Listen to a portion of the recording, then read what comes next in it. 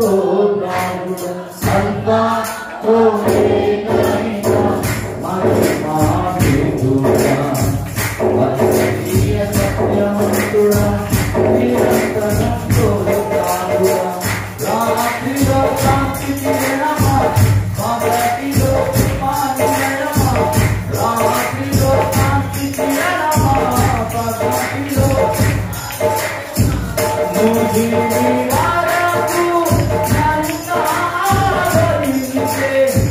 సత్యవాక్యమా నాకు సిద్ధమైన సత్యమై నన్ను నడిపించు నా యేసయ్యా నాకు సిద్ధమైన సత్యమై నన్ను నడిపించు నా యేసయ్యా అల్ఫా ఓమేగా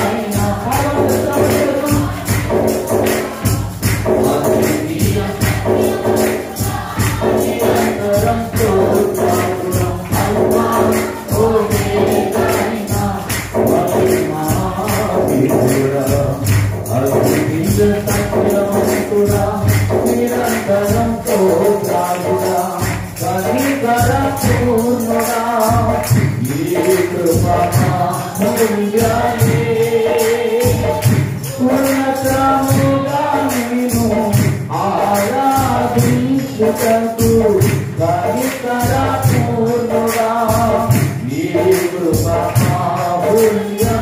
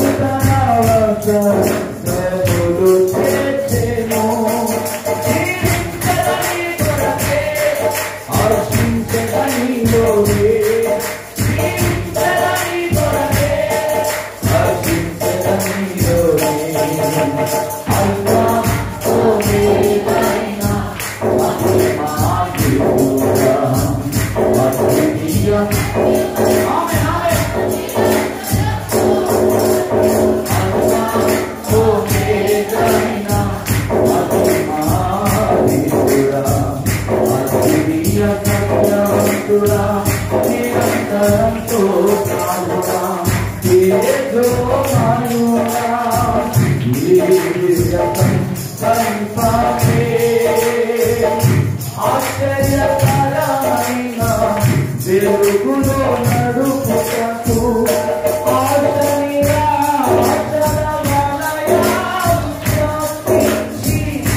అగ్ని జ్వాల నన్ను చేసేను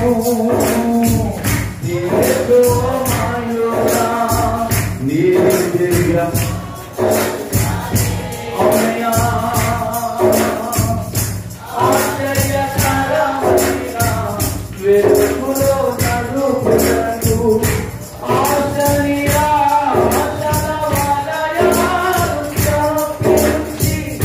అగ్ని జ్వాల నన్ను చేసేను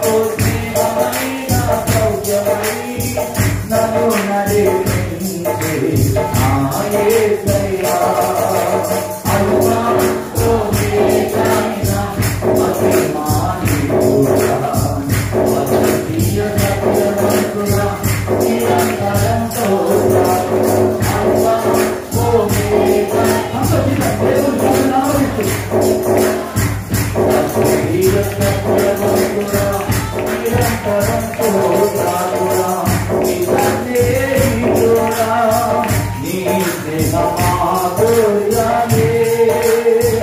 శుభసూచనగా నన్ను నిలుపుటకు అంతులేని అగాధాలు వ్యాపించి అందని శిఖరాలు ఎక్కించెను నిజ స్నేహితుడా నీ స్నేహమాధుర్యమే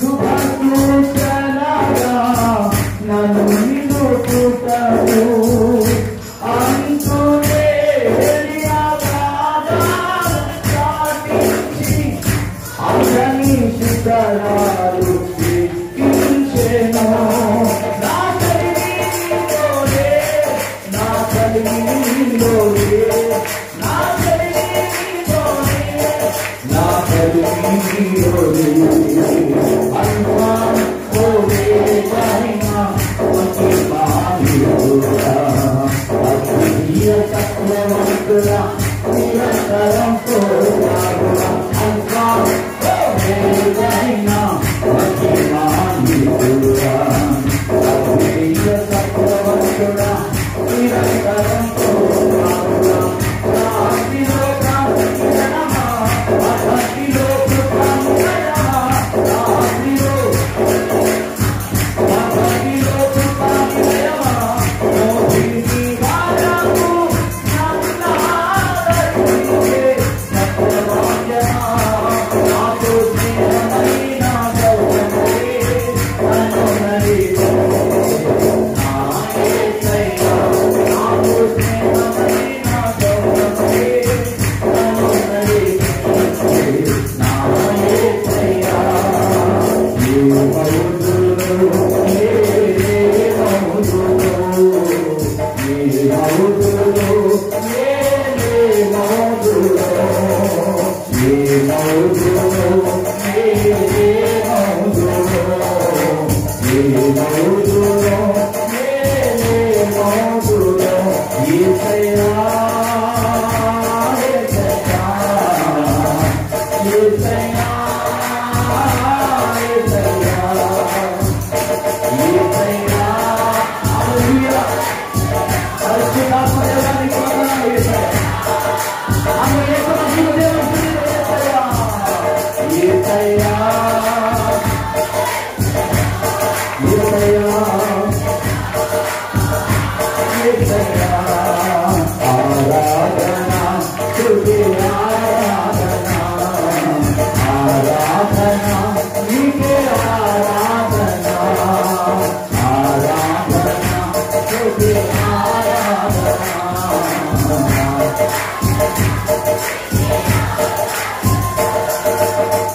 ఇహలోక బంధాలు మరచి నీయసు పేరేను నిలచి ఇహలోక బంధాలు మరచి నీయసు పేరేను నిలచి నీకు బహుమతులు నిత్యానందతో పరవశించువేలా నీకు బహుమతులు నిత్యానందతో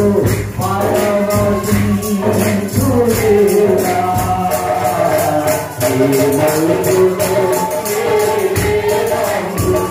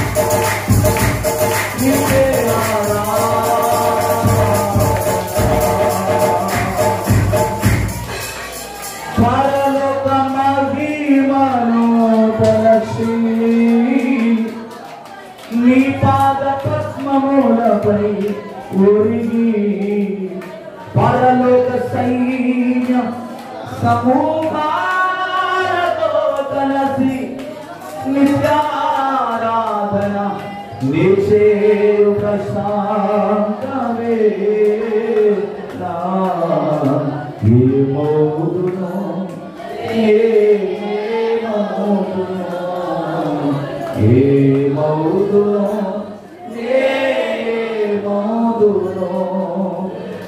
ఏమౌదునో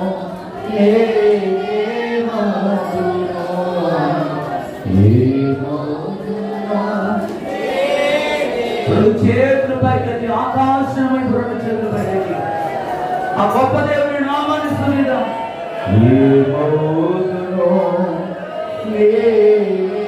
ఆయన కృప లేకపోతే ఈ రోజు మీకు లేవు.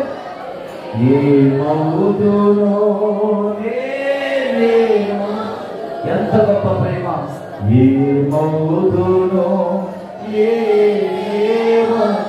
నీవు లేకపోతే నేనేమవుతున్నట్టు ఏమౌదునో ఏమౌదునో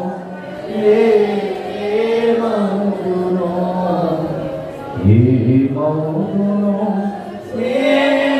ఏమౌదునో ఎవరు సమీపించలేని తేజస్సులో నివసించు నా యేసయ్యా నీ మహిమను ధరించిన పరిశుద్ధులు నా కంట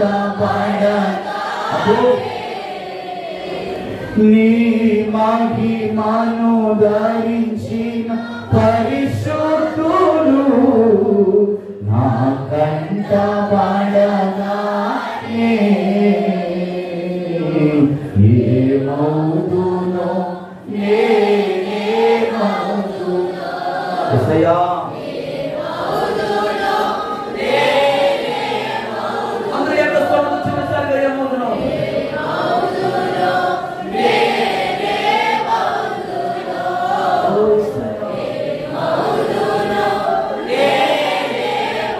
ఏమౌదునో ఏమౌదునో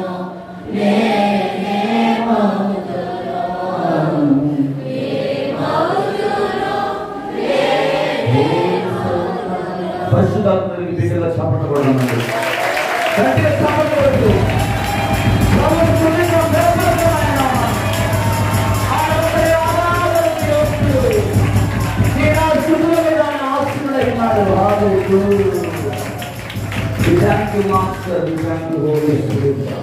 ప్రార్థన చేసుకుందాం.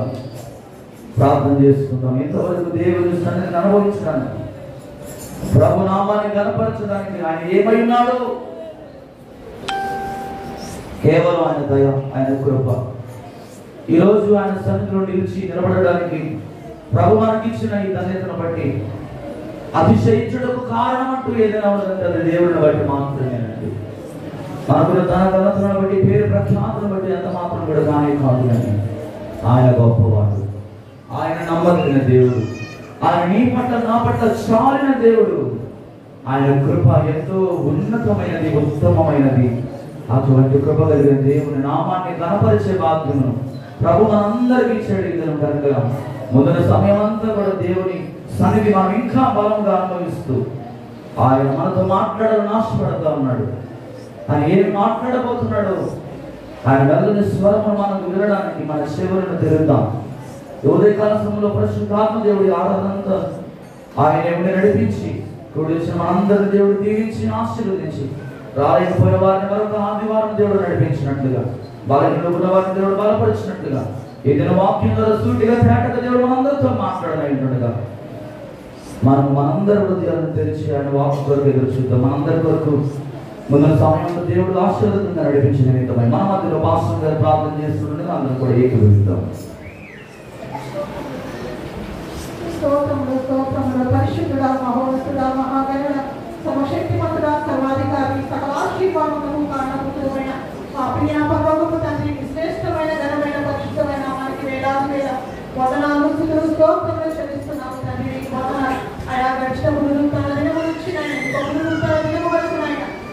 కుటుంబమును సర్వ సంఘాన్ని ప్రభు ఆయన నీ సజీవమైనటువంటి లెక్కలకి ఇంతవరకు మీరు మార్చి కాబట్టి విధానం బట్టి నీకు కోట్లు కొద్దిస్తూ స్తోత్రములు చెల్లిస్తున్నాం. ఆయన యొక్క సన్నదిన ప్రభు నీ మందిరంలో చేయండి. ఈ రీతిగా నేను శుద్ధించడానికి ప్రభు ఆయన ఆరాధించడానికి ఆయన వహించిన గొప్ప ధన్యతను బట్టి నీకు కోట్లు కలిగిస్తూ స్తోత్రములు చెల్లిస్తున్నాం. ఆ పరిశుద్ధానికి వందనాలు, గొప్ప దేవుడానికి వందనాలు చెల్లిస్తున్నాం. సర్వశక్తిమంతుడ సర్వ సృష్టికర్తానికి వందనాలు చెల్లిస్తున్నాము తండ్రి. నీకు వందనాలు ఆయన ఆది నుంచి ఎంతవరకు పరిశుద్ధాత్మ మీరు మా మధ్యలో ఉన్నారని నమ్ముతున్నాము తండ్రి. నీకు వందనాలు ఆయా పాట ద్వారా మీరు వైపు పొందినాము తండ్రి. నీకు వందనాలు ఆయన ఆరాధనలో ప్రభావం మా మధ్యలోకి వచ్చి నీకు వందనాలు ఆయా ప్రతి ఒక్కరికి దర్శించాలని బట్టి నీకు వందనాలు తండ్రి. ఆయా నీకు స్తోత్రంలో చెల్లిస్తున్నాము తండ్రి. నీకు వందనాలు ఆయన తన వాక్యం ద్వారా మీరు మాతో మాట్లాడండి ప్రభు. ఆయా మీద సేవకుని మీరు యొక్క పరిశుద్ధాత్మతో నింపి బలపరచండి తండ్రి. నీకు వందనాలు ఆయా ప్రతి హృదయానికి కావాల్సినటువంటి మాటలు ప్రభు ఆయా నీ సేవకుని ముఖాంతరంలో వచ్చిన ఆయా మీరే మాతో సూటిగా తేటగా మాట్లాడండి తండ్రి. నీకు వందనాలు ఆయా ప్రతి ఒక్క హృదయాన్ని నీ మాట చేత మీరు బలపరచండి, తృప్తిపరచండి తండ్రి. నీకు వందనాలు ఆయా నీకు స్తోత్రం చెల్లిస్తూ పూజలు సర్వ సంఘాన్ని మీ చేతులకు అప్పగిస్తున్నాము తండ్రి. నీకు వందనాలు ఆయా సంఘంలో అనేకులు బలహీనంగా ఉన్నారు ప్రభు. నీకు వందనాలు ఆయా ప్రతి ఒక్కరిని గాయపడిన హస్తంతో మీరు ముట్టండి, స్వస్థపరచండి తండ్రి. నీకు వందనాలు ప్రభు ఆయా నీకు స్తోత్రం చెల్లిస్తున్నాము తండ్రి. ఆయన ముందున్న సమయం అంతా కూడా ఆయన మీ చేతులకు అప్పగిస్తున్నాము తండ్రి. ఆయన సమస్తము ఈ నామానికి వైభవకరమైన కూడి వచ్చిన అందరికీ ఆశీర్వాదకరంగా జరిగించిన సమస్త మహిమ ఘనత ప్రభావం మీకే ఆరోపిస్తుంది. యేసు నామములో నీ వైపు ఉంచున్నాము తండ్రి. ఆమేన్. అందరూ కూర్చున్నామండి. ఆ ఏదో నా చేసి కొంచెం ఫీల్ చేస్తే బాగుంటుంది. క్రమంలో కూర్చున్నాం.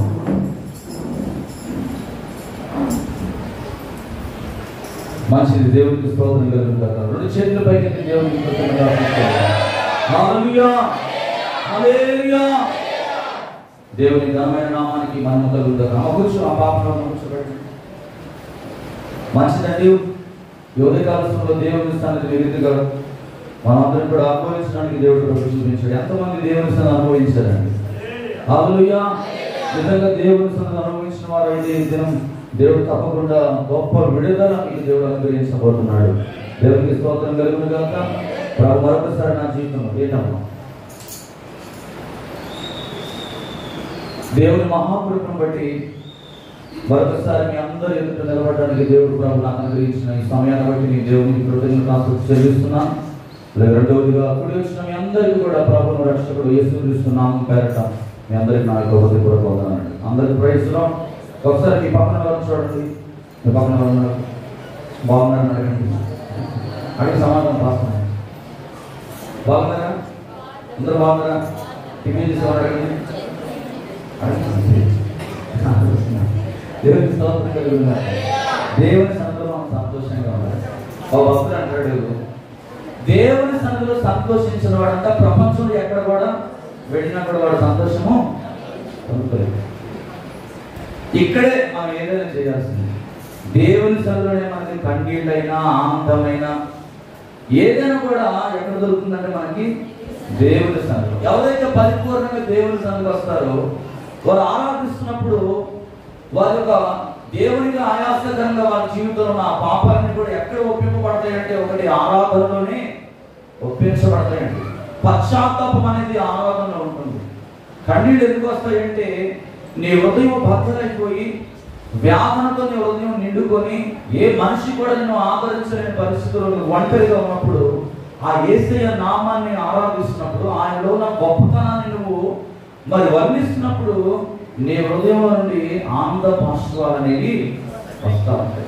కొంతమంది చాలా మంది ఏంటంటే ఆరాధనలో ఒప్పింపచేయబడతా ఉంటారు. అవునయ్యా నువ్వు ఎంత గొప్ప దేవుడు, నా కోసం కదా ఈ లోకానికి వచ్చావు, అసలు నేను ఏ పాటి వాడను, నాలో ఏ యోగ్యత ఉంది, ఏ అర్హత ఉంది, అటువంటి నా కొరకు నువ్వు వచ్చావయ్యా. నిజంగా మనం ఇలా చర్మంలో వాడుకున్నాం, ఇహలోక బంధాలను మరచి నీ ఎదుటే నేను నిలచి నీవిచ్చు బహుమతిని నే స్వీకరించి నిత్యానందముతో పరవశించు వేళ. పరవశించారా? ఎంతమంది నేనైతే పరవశించాను. పరవశించినప్పుడే మనకి ఏమొస్తుందంటే నాట్యం వస్తుంది. అది సినిమా యాక్టర్లు వేసే నాట్యం కాదండి. హల్లెలూయా. సినిమా యాక్టర్లు రకరకాల నాట్యాలు చేస్తూ ఉంటారు. కానీ పరవశించిన ఒక ఆత్మీయమైన వ్యక్తి దావీదు ఏం చేస్తాడు? ఇలా చక్కగా గంతులు వేస్తూ దేవుడి నామాన్ని, దావీదు గారు ఆరాధన చేస్తూ గంతులు వేస్తూ దేవుడి సన్నిధిని అనుభవిస్తూ ఉంటుంటే తన భార్య మీకాలు ఏం చేసింది? చూస్తున్నాం. హల్లెలూయా. ఈరోజు చూసే గుంపులో ఉన్నావా లేక ఆరాధించే గుంపులో ఉన్నారా? మనమందరం కూడా పరిశీలన చేసుకుందాం. మంచిది. త్వరగా దేవుని వాక్యం వెళ్దాం. ఈరోజు అపోస్తుడైన ఫిలిప్పు జీవితం గురించి దేవుని వాక్యాన్ని ధ్యానించాలని నేను ఆశపడతాను. ఫిలిప్పు గారి గురించి నేను ధ్యానం చేస్తున్నప్పుడు దేవుడు ఒక మంచి తన గురించి, తన జీవితం గురించి ఒక మంచి సాక్ష్యము పరిశుద్ధ బైబిల్ గ్రంథంలో చాలా తక్కువగా రాయబడి ఉంది. అయినప్పటికీ చాలా శక్తివంతమైన పరిచర్య ఆయన ద్వారా దేవుడు జరిగించాడండి. కనుక ఈ దినం ఫిలిప్పు గారి జీవితం గురించి వాక్యాన్ని ధ్యానం చేద్దాం. యోహాను సువార్త 1వ అధ్యాయము 43వ వచనం చదువుదాం. యోహాను సువార్త 1వ అధ్యాయం. మరునాడు ఆయన గలిలయకు వెళ్ళగోరి ఫిలిప్పును కనుగొని నన్ను వెంబడించమని అతనితో చెప్పాను. దేవునికి స్తోత్రం కలుగునుగాక. పరిశుద్ధ బైబిల్ గ్రంథంలో మనకి 3 ఫిలిప్పులు కనబడతారండి. ఎంతమంది? 3 ఫిలిప్పులు కనబడతారు. ఒకటి అపోస్తుడైన ఫిలిప్పు, మనం చదువుకున్న ఈ యొక్క యోహాను సువార్త 1వ అధ్యాయంలో 43వ వచనంలో ఉన్న ఫిలిప్పు. అలాగే సువార్తికుడైన ఫిలిప్పు మనకు కనబడతాడు. అలాగే హేరోదు రాజు సహోదరుడైన ఫిలిప్పు. ఈయన గురించి మత్తయి సువార్త 14వ అధ్యాయం 3వ వచనంలో, అలాగే మార్కు సువార్త 6వ అధ్యాయం 17వ వచనంలోను, లూకా సువార్త 3వ అధ్యాయం 1 నుంచి 19 వచనాలు మీరు ధ్యానం చేసినట్లయితే హేరోదు రాజు సహోదరుడైన ఫిలిప్పు కనబడుతూ ఉంటాడు. ప్రభు ఇక్కడ మరునాడు ఆయన గలిలయకు వెళ్ళగోరి ఫిలిప్పును కనుగొని నన్ను వెంబడించుమని అతనితో చెప్తా ఉన్నాడు. నన్ను వెంబడించు. ఇక్కడ ఫిలిప్పు తన పత్రికలో రాసుకుంటూ ఉన్నాడు. 3వ అధ్యాయం 12వ వచనం మీరు చదివితే ఒకసారి చదువుదాం. 3వ అధ్యాయం 12వ వచనం. ఫిలిప్పి, ఇదివరకే నేను గెలిచితి నన్ను అయినను, ఇదివరకే సంపూర్ణ స్థితి పొందినను నేను అనుకున్నట్టు లేదు, కానీ నేను దేని నిమిత్తము క్రీస్తు యేసు చేత పట్టబడితినో. అంటే ముందే దేవుణ్ణి వెదకాలి, ఆయన గురించి పూర్తిగా తెలుసుకోవాలి అని చెప్పి ఏం చేస్తా ఉన్నాడు? పరుగెడతా ఉన్నాడు. ఇప్పుడు చూద్దాం ఒకసారి అపోస్తలుల కార్యము 8వ అధ్యాయం 26వ వచనం. ఇక్కడ సువార్తికుడైన ఫిలిప్పును గురించి దేవుడు రాస్తా ఉన్నాడండి. 8వ అధ్యాయం 26వ వచనం అపోస్తలుల కార్యం. మీరు జాగ్రత్తగా వింటేనే మీకు వాక్యం అర్థం అవుతుందండి. వచనాలు తీయండి, బైబిల్ తీయండి. 8వ అధ్యాయం 26వ వచనం. ప్రభు దూత నీవు లేచి తక్షణముగా వెళ్ళి యెరూషలేము నుండి గాజాకు పోవు మార్గమును కలుసుకోమని ఫిలిప్పుతో చెప్పగా అతడు లేచి వెళ్ళాను. ప్రియమైన దేవుని బిడ్డలారా, ఇక్కడ మనం ఒక నిమిషం ఆగుదాం. మనం ఒకసారి చరిత్రను ఒకసారి ధ్యానం చేస్తే, ఆలోచన చేస్తే, ఆ కాలంలో యెరూషలేములోని సంఘములన్నిటిని కూడా మరి అనేకమైన గొప్ప హింసలకు సంఘం గురవుతున్నట్లుగా మనం చూస్తా ఉన్నాం. అపోస్తలులు తప్ప అందరూ కూడా యూదయ సమరయ దేశమందు సంఘమంతా ఏమైపోయిందండి? చెదరిపోయిన స్థితిలోనికి వెళ్ళిపోయాడు. కారణం ఏంటంటే సౌలు ఇంటింటా వచ్చి పురుషులను స్త్రీలను ఈడ్చుకొని పోయి ఎక్కడేస్తా ఉన్నాడు? చెరసాలలో వారిని వేసి చాలా చిత్రహింసలు పెడుతున్న రోజులు అవి. అయితే అందరూ పారిపోయారు, కానీ ఈ అపోస్తలులు మాత్రం వారు చెదిరిపోకుండా ఏం చేస్తున్నారంటే సువార్త వాక్యమును ప్రకటించుటకు సంచారం చేస్తూ ఉన్నారు. అప్పుడే ఈ ఫిలిప్పు సమరయ పట్టణం వరకు వెళ్ళి క్రీస్తు వారికి ప్రకటించుచుండిన ఆ సువార్త ఏదైతే ఉందో దాన్ని ప్రకటిస్తూ దేవుని గురించి ప్రకటిస్తున్నప్పుడు అనేక మంది అపవిత్రాత్మలు పట్టుకున్నవారు, అనేక మంది సమస్యలతో ఉన్నవారు, అనేక మంది ఇరుకుల్లో ఉన్నవారు, రోగాల చేత బాధింపబడుతున్నవారు ఫిలిప్పు యొక్క సువార్తను అంగీకరించి వారి మీద చేతులుంచి ప్రార్థన చేసినప్పుడు అనేక మంది అపవిత్రాత్మల నుండి వారు విడుదల పొందుకున్నారు. ఇక్కడ మనం గమనించినప్పుడు ఫిలిప్పు పరిశుద్ధాత్మతో నింపబడ్డాడు కాబట్టి సంఘము చెదిరిపోయినప్పటికీ అపోస్తులు మాత్రము చెదిరిపోలేదండి, వెనుకంచి వేయలేదు. ఎన్ని శ్రమలు వారి జీవితంలో ఎదురవుతున్నప్పటికీ దేవుని కొరకు నిలబడ్డారు. ఆ రోజులో ఫిలిప్పుతో పాటు ఇంకెవరు వచ్చారు? యోహాను గారు. ఇంకా చదువుదామా? ఒకసారి ముందుకు పెడదాం. చదువుదాం. 17వ వచనం, 8వ అధ్యాయము 17వ వచనం. అప్పుడు పేతురును యోహాను వారి మీద చేతులుంచగా వారి పరిశుద్ధాత్మను పొందిరి. అపోస్తలుల చేతులుంచుట వలన పరిశుద్ధాత్మ అనుగ్రహింపబడనని సీమోను చూశాడు. ఎవరు చూశారు? గారడీ సీమోను. ప్రజలను వాడి మాటల చేత ఏం చేస్తున్నాడంటే భయపెడతా ఉన్నాడు. వాడికి చెప్పే మాటలకి గొప్పవాళ్ళేంటి, పేదవాళ్ళేంటి, ప్రతి ఒక్కరు కూడా ఆయన చెప్పే ఆ మాటలకు వారు ఏం చేస్తా ఉన్నారండి? విభ్రాంతి పరచినందున వారు అతను లక్ష్య పెడతా ఉన్నారు. వారి మాటలు నమ్ముతా ఉన్నారు. గారడీ సీమోను. ఎప్పుడైతే ఈ యొక్క యోహాను పేతురు గారు ప్రజలందరి మీద చేతుల నుంచి ప్రార్థన చేసినప్పుడు అభిషేకం ఎలాగైతే పొందుకున్నారు, ఇది చూసాడో ఇదేదో బాగుందిగా, ఈ విద్య ఏదో బాగుందిగా, కనుక ఇదిగో మీకు కొన్ని డబ్బులు నేను ఇస్తాను. ఏమి ఎరేస్తున్నాడండి? ధనమును ఎరేస్తున్నాడు. ధనాన్ని ఎరవేసి ఏం చేస్తున్నాడంటే పేతురు గారి దగ్గరికి, యోహాను గారి దగ్గరికి వెళ్ళి ఇదిగో మీరు డబ్బులు తీసుకుని నా మీద కూడా చేతుల నుంచి ఈ అభిషేకాన్ని మీరు చేస్తున్న ఈ పని ఏంటి, ఈ యొక్క విద్య ఏదైతే ఉందో, ఆ విద్య ఏదైతే ఉందో అది నాకు కూడా దయచేయండి. అప్పుడు వాక్యం చెప్తుందండి, చూడండి ఇక్కడ 19వ వచనం. వారి ఎదుట ద్రవ్యము పెట్టి నేను ఎవరి మీద చేతులు ఉంచుదునో వాడు పరిశుద్ధాత్మను పొందుకున్నట్టు ఈ అధికారం నాకు ఇవ్వని అడిగాను.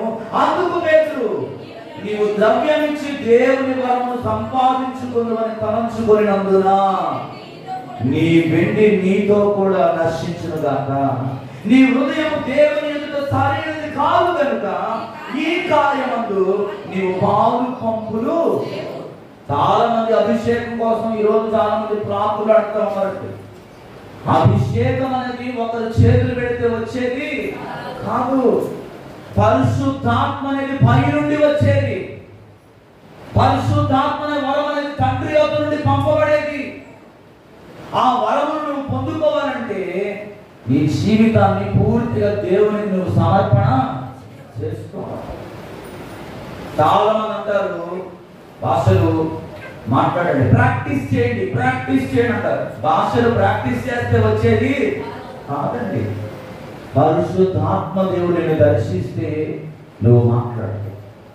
పరిశుద్ధాత్మ వరం అనేది పై నుండి పంపబడుతుంది. దాన్ని ధనముతోనో పరపతితోనో ఇంకొకటి దేని చేతనైనా నువ్వు కొనడానికి అది వీలు లేదు.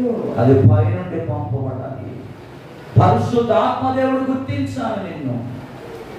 ఈరోజు చాలా మంది తెలియక పరిశుద్ధాత్మ అంటే తప్పుగా అర్థం చేసుకోవద్దు, ఊగిపోతా ఉంటారు. పరిశుద్ధాత్మ ఎప్పుడు కూడా అల్లరికి కర్త కాదండి. మన దేవుడు క్రమమైన వాడు.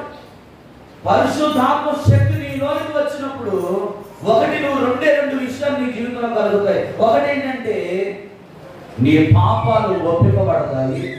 రెండవదిగా ఆయన చిత్తము ఏంటో నీకు క్లారిటీ అనేది ఆ పరిశుద్ధాత్మ దేవుడు నీకు అనుగ్రహిస్తాడు. నువ్వు అడుగుతా ఉంటావు చాలాసార్లు, అయ్యా నా పట్ల నీ చిత్తం ఏంటి ప్రభువా, అసలు నన్ను దేని కొరకు నువ్వు ఎన్నుకున్నావు ప్రభువా, నా పట్ల నీ ఉద్దేశం ఏంటని అడుగుతున్నావు. చూసావా, ఆ పరిశుద్ధాత్మ సన్నిధిని నువ్వు అనుభవిస్తున్నప్పుడు పరిశుద్ధాత్మ దేవుడు ఏం చేస్తాడండి, నీకు ఒక సరైన క్లారిటీ అనేది ఇస్తాడు. అయోమయ పరిస్థితుల్లో ఉన్నప్పుడు పరిశుద్ధాత్మ దేవుడు నీకు ఇస్తాడు. అందుకే శ్రీమంతో అన్నాడు పేతురు, ఇదిగో ఈ శక్తిని పొందుకోవడానికి నువ్వు డబ్బు వలన ఏమాత్రం కూడా పొందుకోలేవు. నీ వెండి నీతోనే నశించును గాక.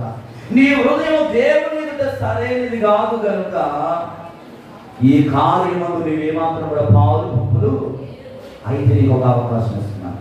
నీ చెడుతనమును మానుకొని మారు మనసు పొంది ప్రభువును వేడుకొనుము. ఒకవేళ గ్యారంటీ ఇవ్వట్లే.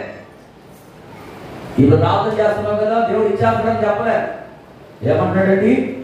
ఒకవేళ ఒకవేళ ఒకవేళ నీ హృదయ ఆలోచన క్షమింపబడవచ్చును, నీవు ఘోర దుష్టత్వములో దుర్నీతి బంధకములో ఉన్నట్లు నాకు కనబడుచున్నది. హల్లెలూయా. కింద పుట్టినట్టు అంటాడు చేదైన పైత్యం అంటారు. ఏంటంటే ఇది చేదైన పైత్యం, రోగం. డబ్బుతో ఎప్పుడు కూడా ఏది కొంటామని అనుకోకూడదండి. ఈరోజు చాలా మందిలో ఉన్న అభిప్రాయం ఏంటంటే డబ్బులు పడేస్తే ఎవరైనా వస్తారు, డబ్బులు విసిరేస్తే ఎవరైనా తెచ్చుకోగలం, దేన్నైనా కొండ మీద కోతనైనా తీసుకొచ్చుకోగలం అనుకుంటున్నారు. కానీ ఒక విషయం గుర్తుపెట్టుకోండి, రోషం కలిగిన సేవకుని తీసుకురాలేవు, అభిషేకంతో నింపబడిన సేవకుని నీవు తీసుకురాలేవు, ఆత్మల భారం కలిగిన సేవకుని తీసుకురాలేవు. ఎందుకంటే నేను మనిషికి ఒక చిన్న సాక్ష్యం చెప్తాను.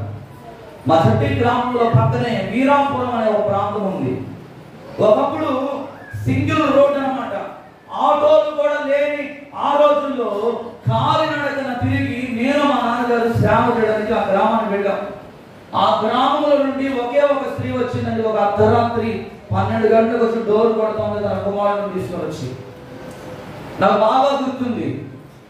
ఆ రాత్రి ఆమె వచ్చి డోర్ కొడుతూ క్యాంపులు వేస్తూ ఉంటుంటే మేము డోర్ తీసి చూడగానే తన కుమారుడు బాగా పక్క చిక్కిపోయి ఉన్నాడు. ఎముకలు కూడా మాత్రమే కనబడతా ఉంది. కారణం ఏంటయ్యా అంటే భయంకరమైన దయ్యపు శక్తుల చేత పీడింపబడుతున్నాడు. శాంతపడి ప్రయోగం తన మీద ప్రయోగించబడిన పరిస్థితి. ఇక ఏ దేవుడు కూడా బాగు చేయలేదు. ఎంతో మంది దగ్గరికి వెళ్ళింది కానీ ఎవరు బాగు చేయలేదు. అటువంటి పరిస్థితుల్లో ఆ రాత్రి వచ్చి డోర్ కొడితే నలుగురం కలిసి ఆ రాత్రంతా ప్రార్థన చేసాం. దేవుడు అద్భుత రీతిగా ఆ కుమారుడు స్వస్థత పొందుతాడు. కళ్ళు తేవనే పరిస్థితి. ఎక్కడికక్కడ శరీరం అంతా కూడా మరి పక్క చిక్కిపోయి ఉన్నాడు.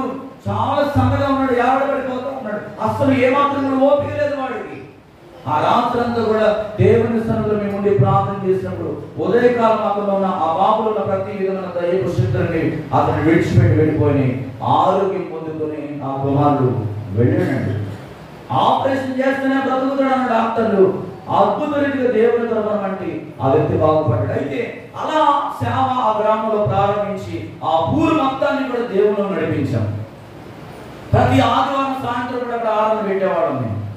అయితే మాకున్న పోరాటం ఏంటంటే వాళ్ళందరూ కూడా కోయ జాతికి చెందినవాడు. గొత్తు కోయేవాడు, కొండరెడ్లు కోయ జాతి అనాథరికతకు చెందినవాడు. అయితే వాళ్ళు ప్రతిరోజు కూడా దేవుని వాక్యం వింటూనే ఉన్నారు. కానీ వాళ్ళలో ఉన్న కొన్ని అలవాట్లు అనేవి వాళ్ళని విడిచిపెట్టి పోవడం అనేది ఏంటంటే మా నాన్నగారు ఎక్కువగా బలవంతం చేసేవాడు కళ్ళు తాగమని, ఏదామని కళ్ళు తాగమని. అది లేదమ్మా ఇది మనం చేయకూడదు, అవన్నీ కూడా దేవునికి ఆయాసకరమైన అపవిత్రమైనవి, అవి మనం ముట్టుకోకూడదు అని చెప్తా ఉంటుంటే అలా చాలాసార్లు మనం బలవంతం చేస్తూ ఉండేవారు. ఎన్నోసార్లు చర్చి కోసం స్థలం ఇవ్వమని అడిగేవాళ్ళం. కానీ ఎప్పుడు కూడా ఒక స్థలం ఇచ్చిన దాతరుడు. అలాగే ఆ యొక్క సంఘ గృహంలో మేము ఆ అరుగు మీద ప్రార్థన పెట్టుకుంటూ వస్తాము.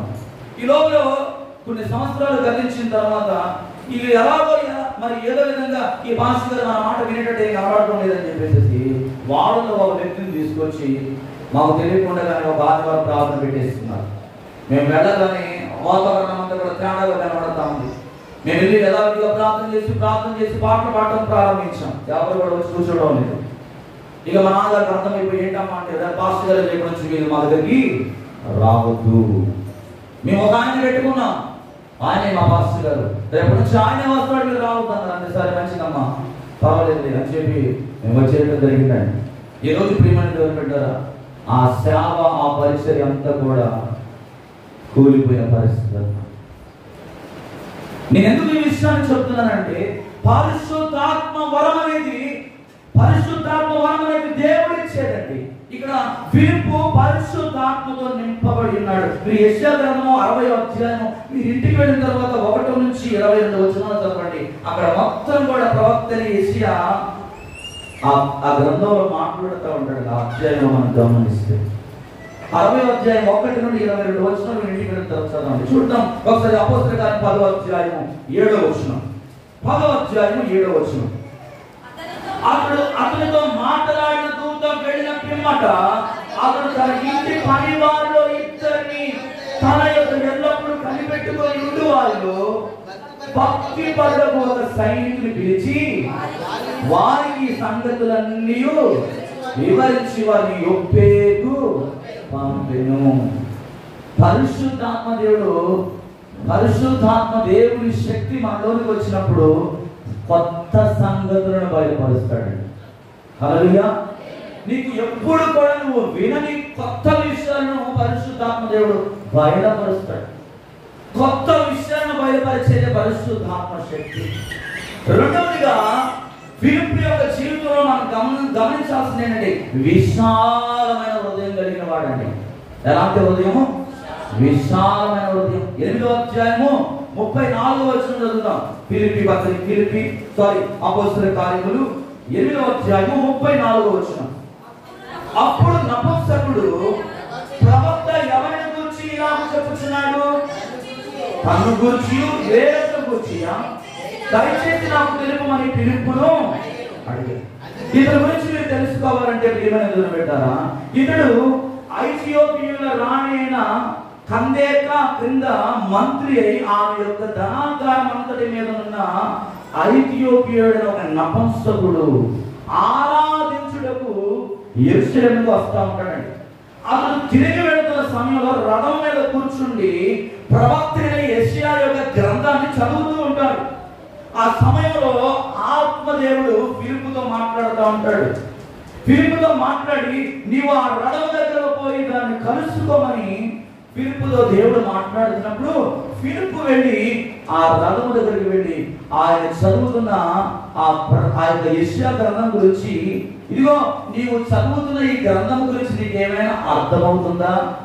దీని గురించి నీకేమైనా గ్రహించగలుగుతున్నావా అని అడుగుతున్నప్పుడు ఆయన అంటాడు, అతడు ఎవడైనా నాకు త్రోవ చూపకుండా ఎలా నేను గ్రహింపగలను? నేను క్యాజువల్ గా ఈ వాక్యాన్ని చదువుకున్నానయ్యా, కానీ దీని భావం ఏంటో నాకు తెలియదు. నాకు ఎవరైనా చెప్పేవాళ్ళు ఉంటేనే కదా నాకు దీని గురించి తెలుస్తుంది అన్నప్పుడు మాట్లాడుతున్న మాటలే ఇవి. అప్పుడు నపుంసకుడు ప్రవక్త ఎవరి గురించి ఇలాగ చెప్పుచున్నాడు? తన్ను గూర్చియా వేరొకరి గూర్చియా? దయచేసి నాకు తెలుపమని అడిగినప్పుడు ఆ గ్రంథంలో ఉన్న లేఖన భావాన్ని చెప్తున్నాడు. 32వ వచనంలో అతను లేఖనమును చదువుతున్న భాగం ఏదనగా ఆయన గొర్రె వదకు తేపడి బొచ్చు కత్తిరించు అని గొర్రె ఎలా మౌనంగా ఉండను అలాగే ఆయన నోరు తెరవకుండెను. ఆయన దీనత్వం బట్టి ఆయనకు న్యాయ విమర్శ దొరకకపోయెను. ఆయన సంతానమును ఎవరు వివరించరు? ఆయన జీవము భూమి మీద నుండి తీసివేయబడినది.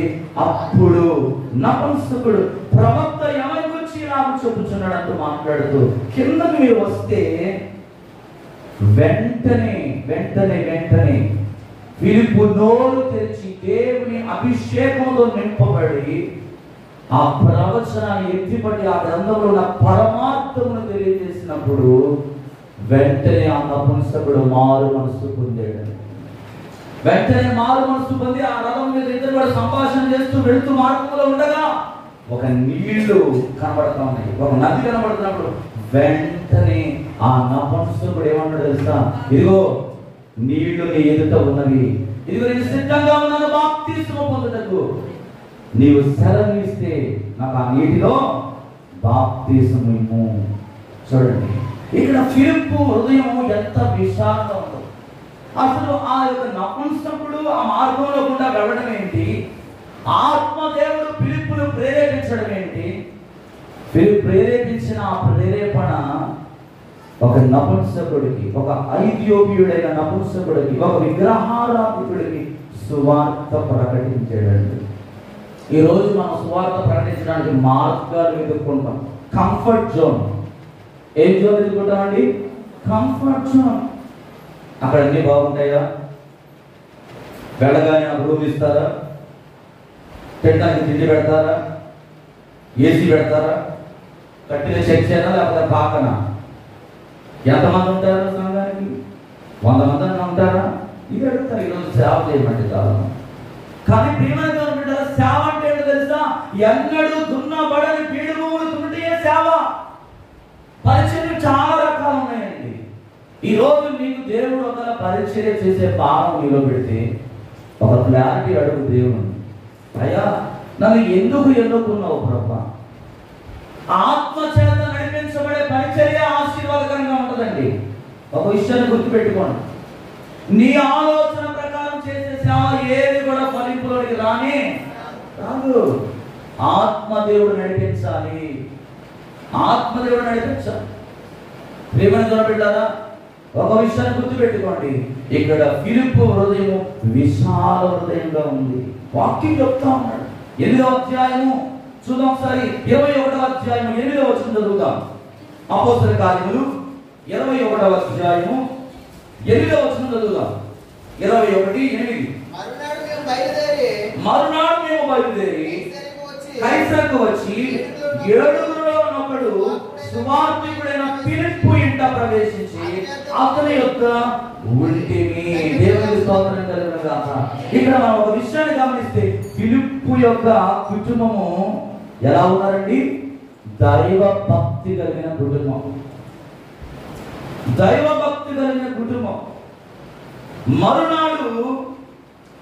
మరునాడు మేము బయలుదేరి కైసరాకు వచ్చి 7గురిలో ఒకడు సువార్తికుడైన ఫిలిప్పు ఇంట ప్రవేశించి అతని యొద్ద మేము ఉంటున్నాము. అంటే కుటుంబం అంతా కూడా ఏ విధంగా ఉన్నారు? పరిచర్య ధర్మమును కొనసాగించేవారుగా ఉన్నట్లుగా మనకు కనబడుతుందండి.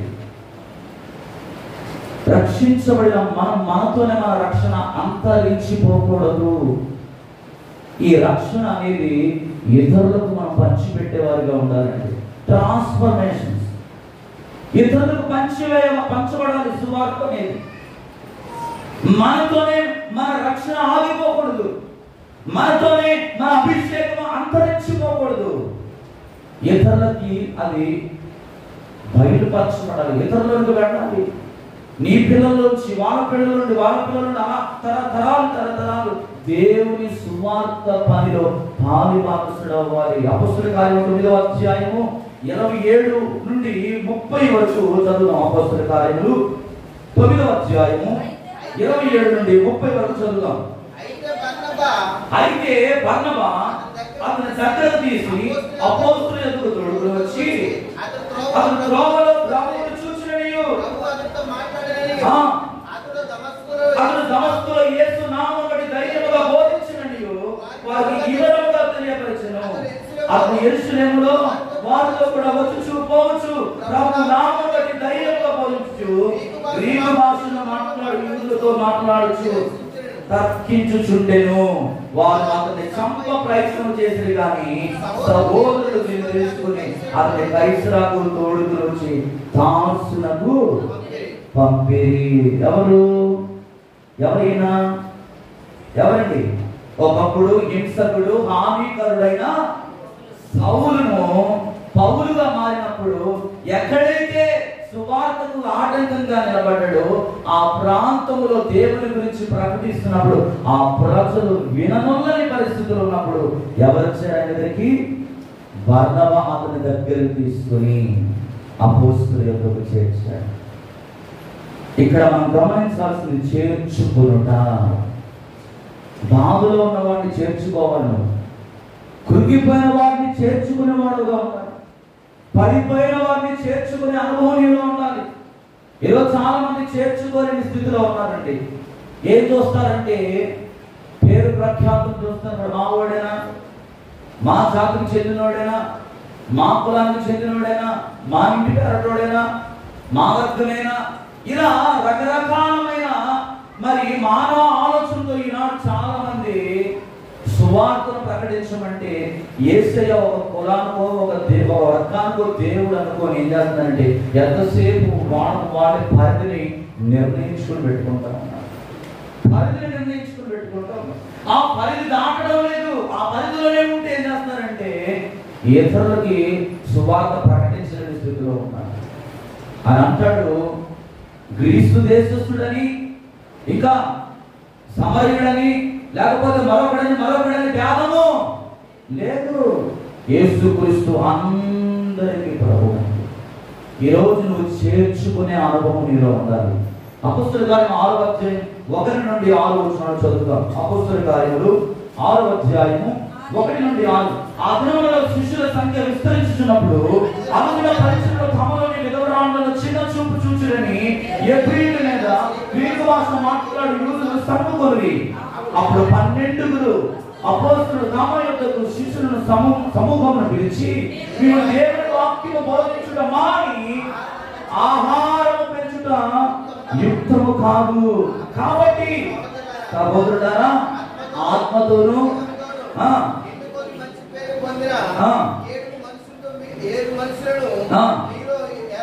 మీలో ఏర్పరచుకోండి, మేము వారిని ఈ పనికి నియమితము. అయితే మేము ప్రార్థన ఎందును వాక్య పరిచర్య అందును ఎడతెగకయుండు అని చెప్పి ఈ మాట జనసమూహంతటికి ఇష్టమైనందున వారి విశ్వాసముతోను పరిశుద్ధాత్మతోను నిండుకొనిన వాడైన వచ్చారండి. స్తెఫను, ఫిలిప్పు, ప్రుకోరు, నికోనోరు, తీమోను, పర్మానాసు, యూదుల మగ ప్రామిష్ఠులను అంతియోక వాడగు నికోలాసు వారిని ఏర్పరచుకుని వారిని అపోస్తలుల ఎదుట నిలబెట్టి వీరు ప్రార్థన చేసి వారి మీద చేతులుంచి దేవుని వాక్యం ప్రబలమై శిష్యుల సంఖ్య యెరూషలేములో బహుగా. హల్లెలూయా, హల్లెలూయా. ఫిలిప్పు చెప్పిన ఆ వాక్యం, పేతురు, యోహాను, ఫిలిప్పు సందేశాన్ని ప్రజలు ఇష్టపడ్డారండి. మరొక సేవకుడిని మనం గమనించాలి. చూడండి, ఎంత ప్రభావం కలిగిన పరిచయం చేస్తా ఉన్నారు. ఒక పక్క పరిస్థితులు వ్యతిరేకంగా ఉన్నా కూడా ఆ పరిస్థితులను లెక్క చేయడం లేదండి. ఆ పరిస్థితులను లెక్క చేయకుండా సువార్త పనిలో ఫిలిప్పు ముందు పెడతాం. అపోస్తలుల కార్యములు 8వ అధ్యాయం మొత్తంగా చదివితే అపోస్తలుల దృష్టిలో ఆత్మ సంచారం గల వ్యక్తిగా ఫిలిప్పు మనకు కనబడుతున్నాడు. ఎందుకంటే భయంకరమైన పరిస్థితులు ఒక పక్కన ఉన్నప్పటికీ సమరయకు వెళ్ళుట అన్నది ఆశ్చర్యకరమైన సంగతి. అంతరాని వారు, భయంకరమైన త్రోసివేయబడిన స్థితిలో ఉన్న వారి యొద్దకు వెళ్ళి నజరేయుడైన యేసయ్యను ప్రకటిస్తా ఉన్నాడు. అనేక మంది మీద చేతులు ఉంచడం ద్వారా అనేక మంది స్వస్థత పొందుకుంటున్నారండి. రోగాలతో పీడింపబడుతున్న వారు, దయ్యాలతో పీడింపబడుతున్నారు, ఆర్థిక సమస్యలతో బాధపడుతున్నారు. ప్రతి ఒక్కరిని వారు చేతులుంచి ప్రార్థించడం ద్వారా దేవుని అభిషేకము ప్రజలను కమ్ముకొని శిష్యులు చాలా మంది దేవుని సేవలో పెరుగుతూ ఉన్నారండి. బైబిల్ గ్రంథంలో మనకు 12 మంది శిష్యులే మాత్రమే కనబడతారు, కానీ ఇక్కడ మనం గమనిస్తే శిష్యుల సంఖ్య పెరుగుతూ కనబడతామట్లుగా మనం చూస్తా ఉన్నాం. ఇంకొక విషయం మనం గమనిస్తే 21వ అధ్యాయం 8-9 వచనాలు చదివితే ఫిలిప్పు 4 కుమార్తెలండి. వారు ఎవరంటే కన్యకులు. వారు ఇంకా వివాహము కాలేదండి. వారు వివాహము కాకుండా దేవుడికి సమర్పించుకున్న వారు. వారు కన్యకులుగా కనబడతా ఉన్నారు. వారు ప్రవచించేవారు. వారు ప్రవచిస్తూ ఉన్నారు. ఎప్పటి వరకు అంటే వారు మరణం పొందు వరకు కూడా దేవుని సన్నిధిలో ఒక బలమైన సువార్థికులుగా వాడబడుతున్నారండి. ఫిలిప్పు మరణంతరం కూడా ఆ 4 కుమార్తెల్లో 2 సిదికియాలో చనిపోయారు. సిదికియాలో మిగిలిన 2లో ఒక కుమార్తె ఎఫెసులో చనిపోయింది. ఎక్కడైతే ఫిలిప్పు యొక్క సమాధి పెట్టబడినదో అతని సమాధికి ఎదురుగానే ఈ 4 కుమార్తెల యొక్క సమాధులు కనబడుతున్నట్టుగా చరిత్రకారులు చెబుతా ఉన్నారండి. ప్రియమైన పెట్టారా, ఫిలిప్పు గ్రీకు భాష నుండి వచ్చినవాడు. ఆ దేశంలో అలెగ్జాండర్ అనే చక్రవర్తి తండ్రి పేరు కూడా ఫిలిప్పేనండి. ఇతడు పాలస్తీనాను ఏలుచున్న ఒక గొప్ప చక్రవర్తి అలెగ్జాండర్. గలిలయ సాగరానికి ఉత్తర ప్రదేశం అంతటా కూడా ఇతూరియా అనే రాష్ట్రంగా ఏర్పరచుకున్నారు. దాని రాజధాని ఈ బెత్సెదా. బెత్సయిదా పట్టణం ఫిలిప్పు యొక్క జన్మస్థలం అండి. గ్రీకు నాగరికత ప్రభావం వలనే అలెగ్జాండర్ తండ్రి ఫిలిప్పుకు చిహ్నంగా అపోస్తుడైన ఫిలిప్పు అని పేరు పెట్టుకున్నాడండి. ఎందుకంటే అపోస్తులుడు కానీ అలెగ్జాండర్ యొక్క తండ్రి పేరును పెట్టుకోవడం జరిగింది. ఫిలిప్పులో ఉన్న గొప్ప లక్షణం ఏంటంటే ధర్మశాస్త్ర ప్రావీణ్యుడు. అంటే పరిశుద్ధ గ్రంథంతో కూడా క్షుణ్ణంగా పరిశీలించి చదవగలిగిన ఒక గొప్ప ప్రజ్ఞాని, ఒక గొప్ప జ్ఞానవంతుడు, ఒక గొప్ప విద్యావంతుడుగా మనకు కనబడుతూ ఉన్నాడు. ప్రభు పట్ల ఎంత ఆసక్తి అంటే ప్రతి దాన్ని కూడా, అంటే మీరు ఎలాగైతే నేను వాక్యం చెప్తున్నప్పుడు శ్రద్ధగా వింటున్నారో, ఒకరు ఎప్పుడైనా ఒకరు పొరపాటున ఒకరు తప్పు చెప్పారు అనుకోండి, చాలా మంది ఏం చేస్తూ ఉంటారు, మొక్కలు చూస్తూ ఉంటారు. అలాగే ఈ ఫిలిప్పు కూడా దేవుని వాక్యం విషయంలో చాలా శ్రద్ధ కలిగిన వాడు, అలాగే క్షుణ్ణంగా పరిశీలించేవాడు అన్నమాట. అటువంటి ఈ ఫిలిప్పు యూదుడైనను గ్రీకు పేరును ధరించుకోవడం ఒక గొప్ప కారణం ఉందండి. అందుచేతనే కొందరు గ్రీకు వారు యేసును చూడగోరినప్పుడు వారు ఫిలిప్పుకున్న గ్రీకు పేరును బట్టి ఆయన దగ్గరికి రాగలిగారు. ఇక్కడ మనం ఒక నిమిషం అర్థం చేసుకోవాలి. ఏంటంటే మన ఇంటి పేరును బట్టి, మన ఇంటి పేరు ఫలానా కావచ్చు. మా ఇంటి పేరు సామంతుల అనే ఇంటి పేరులో చాలా మంది ఉన్నారు. కానీ నీకున్న ఇంటి పేరును మార్చుకొని యేసయ్యను నువ్వు ధరించుకున్నావు. ఇప్పుడు నీ ఇంటి పేరు మారిపోయింది.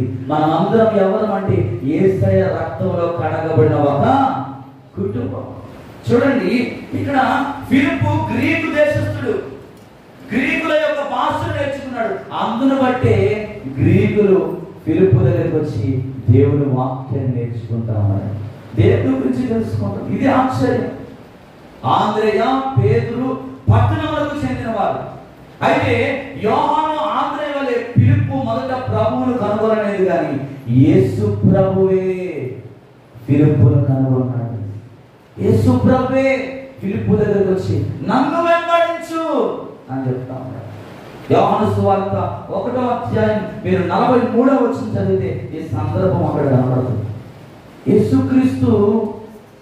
యేసుక్రీస్తును ఫిలిప్పు ఎదగలేదండి, యేసుక్రీస్తే ఫిలిప్పు లేదు. ఈరోజు నీవు ఆయన వెదగలేదు, ఆయనే నీ దగ్గరకు వచ్చాడు. నీవు పాపివని గ్రహించి నీ పాపం అంతా కూడా తీసివేసి నిన్ను పరిశుద్ధంగా చేయడానికి ఆయన దిగి వచ్చాడండి. ఫిలిప్పు ప్రతి విషయంలో దేవుని వాక్యాన్ని నేర్చుకుంటున్న తరుణంలో అతనికి ఒక మంచి స్నేహితులు ఉన్నారండి. మా ఎలీషా దావీదు గారి లాగా, హల్లెలూయా, మా ఎలీషా దావీదు గారి లాగా మరి ఈ ఫిలిప్పు గారికి కూడా ఒక మంచి స్నేహితుడు ఉన్నాడు. అక్కడే నతానీయులు.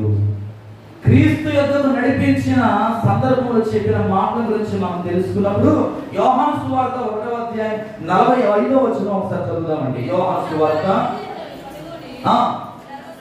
ధర్మశాస్త్రంలో మోషేయు ప్రవక్తలను ఎవరిని గురించి వ్రాసిరో ఆయనను కనబట్టిని అని యేసు కుమారుడైన నజరేయుడగు యేసు అని అతనితో చూడండి చెప్తున్నాడు.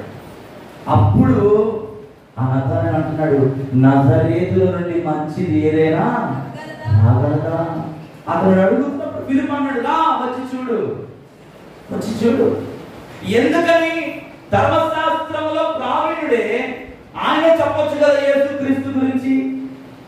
ధర్మశాస్త్ర గ్రంథాన్ని అప్పటికే చదివేశాడు, అన్ని విషయాలు కూలంకుషంగా మరి ఫిలిప్పు గారికి తెలుసు. కానీ ఎందుకని ఫిలిప్పు తన స్నేహితుడికి సువార్త చెప్పలేకపోయాడు? ఎందుకని వచ్చి చూడమన్నాడు? ఒకసారి మనం ఆలోచన చేయాలి. ఇక్కడ ఎందుకని వచ్చి చూడమన్నాడు చెప్పండి. ఎందుకని అంటారు? ఒక వ్యక్తి చెప్పినప్పుడు అతడు సందేహం కలుగుతా ఉన్నది. ఇప్పుడు నేను వచ్చి యేసు ప్రభు నమ్ముకో అని చెప్పాను అనుకోండి, నువ్వు నమ్ముకోవడమా? నమ్ముకో.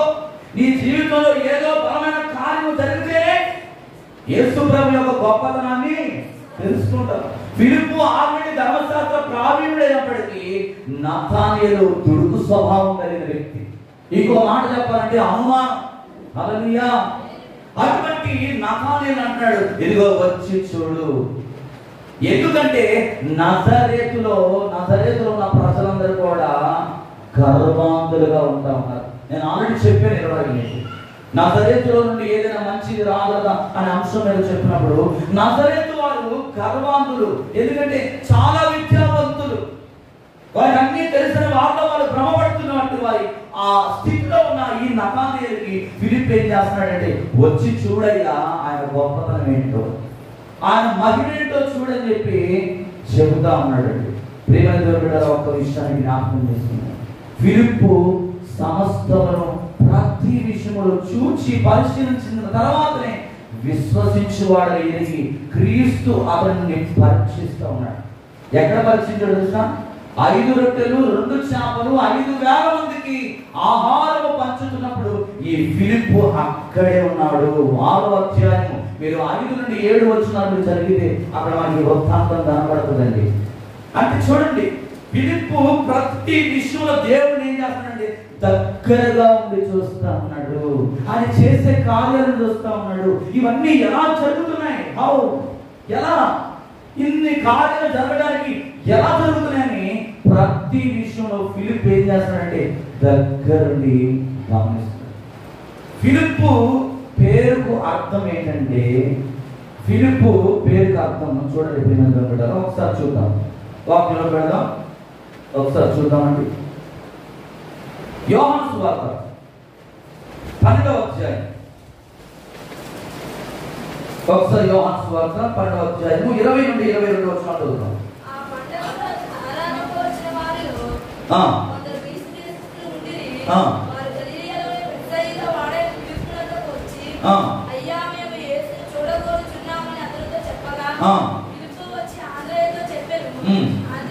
ఆంధ్రయు ఫిలిప్పును వచ్చి యేసు చెప్పి, అందుకు యేసు వారితో ఇట్లనెను, మనుష్య కుమారుడు మహిమ పొందవలసిన గడియ వచ్చి ఉన్నది. గోధుమ గింజ భూమిలో పడి చామ పుట్టిన ఎడల అది ఒంటిగానే ఉండును, అది చచ్చిన ఎడల విస్తారంగా ఫలించును. తన ప్రాణమును ప్రేమించువాడు దాన్ని పోగొట్టుకును, ఈ లోకంలో తన ప్రాణం ద్వేషించువాడు నిత్య జీవము కొరకు దాన్ని కాపాడుకుని మీతో నిశ్చయముగా. చూడండి, ఫిలిప్పు అన్నది గ్రీకు పేరు. ఈయన యూదుడైనను గ్రీకు పేరు ధరించడంలో ఒక కారణం అని చెప్పాను. ఆ కారణం ఏంటంటే, ఆ కారణం ఏంటి? యేసును చూడగోరి వచ్చిన వాళ్ళు ఫిలిప్పు కూడా గ్రీకు పేరు పెట్టుకుని ఆయన దగ్గరకు రాగలరు. ఆ పండుగలో ఆరాధించు వాళ్ళు కొందరు యేసు గ్రీకు దేశస్తులను కలుసుకున్నకు ఇష్టపడని ఫిలిప్పు తెలియదు, కానీ ముందు జాగ్రత్తగా నిమిత్తమై ఏం చేస్తున్నాడు? కొంతమంది తీసుకుని వస్తా ఉన్నాడు. గోధుమ గింజ అది చావబడాలి, అది చస్తేనే దానికి ఫలితం అనేది ఉంటుంది, మొలకలు వస్తుంది. మనలో ఉన్న భావోద్రేకాలు చంపబడకుండా, మనలో ఉన్న దేవునికి ఆయాసకరమైన కార్యాలు చావకుండా మనం యేసు ప్రభుని చూడలేమండి, చూడాలి. మనలో ఉన్న భావోద్రేకాలు చంపబడాలి. దేవునికి ఆయాసకరమైన ప్రతిదీ కూడా చంపబడితేనే దేవుని మనం చూడగలం. మూడవదిగా పిలుపులో ఉన్న గొప్ప లక్షణం ఏంటంటే, చూచి పరిశీలించు స్వభావం గల పిలుపు చివరిగా చేసిన పని ఏంటంటే, యోహాను సువార్త 14వ అధ్యాయం 8 నుండి 10 వచనాలు మీరు చదివితే, యోహాను సువార్త 14వ అధ్యాయం 8 నుండి 10, అప్పుడు పిలుపు, ప్రభువా తండ్రిని మాకు కనవచ్చును, మాకంటే చాలని ఆయనతో చెప్పగా, యేసు పిలుపు, నేను ఎంతకాలం మీతో ఉండినను నీవు నన్ను ఎరుగవా? నన్ను చూసిన వాడు నా తండ్రిని చూసి ఉన్నాడు కనుక తండ్రిని నాకు కనపరచుమని ఎలా చెప్తున్నావు? తండ్రి యందు నేను, నా యందు తండ్రి ఉన్నామని నీవు నమ్ముతలేదా? నేను మీకు చెప్పుచున్న మాటలు నా యందు నేను చెప్పలేదు. తండ్రి నా యందు నివసించుచు తన క్రియలను చేస్తున్నాడు. పరిశుద్ధ గ్రంథం అంతటిలో ఈ వాక్యము చాలా ప్రాముఖ్యమైనదండి. నన్ను చూచిన వాడు తండ్రిని చూచుచున్నాడు. ఇది దైవత్వం యొక్క మర్మం అండి. అప్పటి వరకు దేవుని పక్షాన ఉండి సంఘమంతా కూడా చెల్లిపోయిన స్థితిలో ఉన్నప్పటికీ ఫిలిప్పు, పేతురు, యోహాను దేవుని నామం పేరిట అనేకమైన అద్భుతాలు చేస్తున్నప్పటికీ ఫిలిప్పు చూడండి ఎంత సందేహంతో ఉన్నాడు. ఏమడుగుతున్నాడండి? ప్రభువా, నా ఒకసారి తండ్రిని కనపరచు. మరి ఉన్నది ఎవరు? ఉన్నది ఎవరైనా అభిప్రాయపడతా ఉన్నాడు అంటే చూడండి, యేసు ఇంకా పూర్తిగా అర్థము చేసుకున్నాడు. ఫిలిప్పును కూర్చుని ఈ సంగతులన్నీ యోహాను రాస్తా ఉన్నాడండి. ఎందుకనంటే నతానియేలు ఎలాగైతే ఫిలిప్పు యొక్క స్నేహితుడో, అలాగే ఫిలిప్పు యొక్క పక్క గ్రామంలో ఉన్న వ్యక్తి ఈ యోహాను గారండి. ఫిలిప్పు యొక్క పక్క గ్రామమే కపెర్నహూము, యోహాను గారిది. అందుకే యోహాను ఫిలిప్పును దగ్గరగా ఉండి చూశాడు. కానీ యోహాను సువార్తలో ఫిలిప్పు యొక్క సంగతుల గురించి రాస్తా ఉన్నాడు. బెత్సయిదా పట్టణానికి వెలుపల ఉన్న ఈ కపెర్నహూము అనే పట్టణానికి చెందినవాడు కావడం అత్యంత సన్నిహితుడైన వాడు యోహాను. ఇప్పుడు అపోస్తలుడైన ఫిలిప్పు యొక్క సేవ గురించి మనం గమనిస్తే, ఫిలిప్పు సిదికియా ప్రాంతానికి వెళ్ళిపోయి అచ్చట 25 సంవత్సరాలు సువార్త పరిచర్యకి తన జీవితాన్ని అంకితం చేశాడు.